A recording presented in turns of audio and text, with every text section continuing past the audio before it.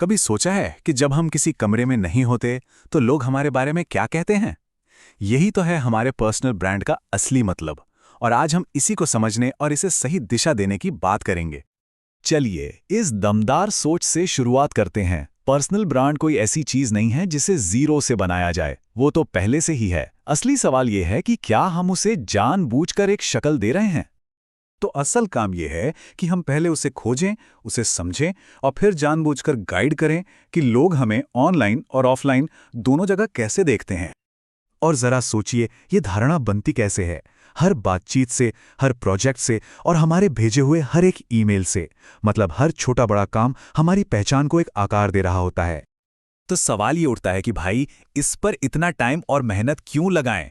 तो सीधी सी बात है, इसका असर किसी भी प्रोफेशनल सफर पर बहुत गहरा और कई तरह से पड़ता है। अब यहाँ पर जो मज़ेदार बात है वो ये है कि कैसे हमारी ब्रांडिंग की कोशिशें सीधे सीधे करियर के नतीजों से जुड़ती हैं, जैसे कि लोगों का भरोसा जीतना या नए मौके मिलना। सीधी सी बात है, जब लोगों को पता होता है कि हम कौन हैं और किस काम के लिए जाने जाते हैं, तो मौके खुद ब खुद चलकर आते हैं। तो चलिए अब जरा और गहराई में उतरते हैं और देखते हैं कि एक पर्सनल ब्रांड असल में किन चीज़ों से मिलकर बनता है। इसकी बनावट को समझते हैं। इसे समझने का एक बहुत ही आसान तरीका है ये फॉर्मूला। इसमें हर एक हिस्सा बहुत ज़रूरी है और दूसरे हिस्सों के असर को कई गुना बढ़ा देता है। जब ये तीनों मिलते हैं तभी एक मजबूत ब्रांड बनता है। तो प्रतिष्ठा आपकी नींव है, कंसिस्टेंसी यानी निरंतरता उसका सबूत है, और प्रामाणिकता ऑथेंटिसिटी वो चीज़ है जो इसे लंबे समय तक टिकाऊ और भरोसेमंद बनाती है।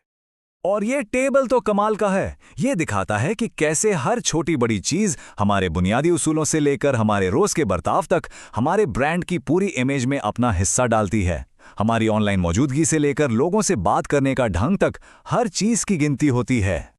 अच्छा, थ्योरी समझना तो ठीक है, पर असली फायदा तो तब होता है जब हम इसे एक साफ प्लान के साथ अपनी जिंदगी में लागू करें। तो चलिए देखते हैं कि ये किया कैसे जा सकता है।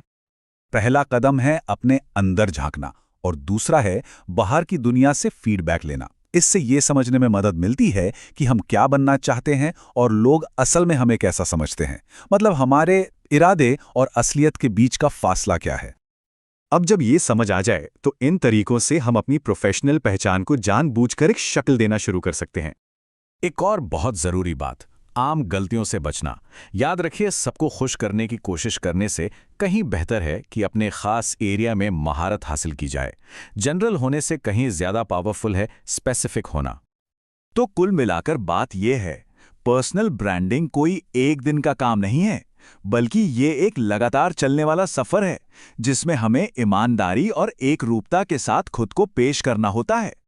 और ये सब हमें एक बहुत ही ज़रूरी सवाल पर लाकर छोड़ देता है, जिस पर हम सबको सोचना चाहिए कि हम अपनी प्रोफेशनल पहचान को किस रूप में देखना चाहते हैं।